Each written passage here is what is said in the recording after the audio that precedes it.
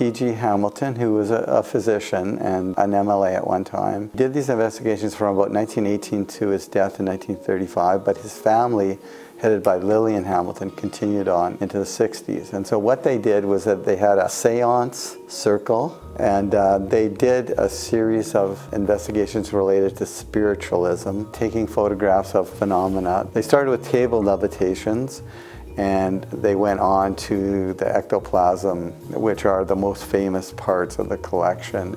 Maybe 800 unique photographs, and these were done on glass plates, and then they created prints. And then you get the supporting documentation. Certainly would be one of a handful of the most complete collections on spiritualist investigations and photography in the world.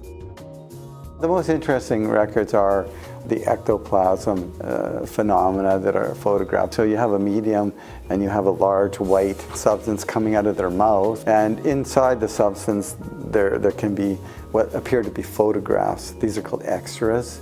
So there's a photograph of Conan Doyle, who was the leading spiritualist of that time. People create things out of the photographs or use them for inspiration. So we've had everything from plays, from novels, from Hollywood feature films, documentaries, academic articles, academic books. It's always surprising what people do with it. How they were created, in some ways, isn't really the big issue. It's like why they were created and what the people believed who are doing it. But in some ways, they're really almost a piece of religious art. So these people were creating something that they believed proved that there was something beyond.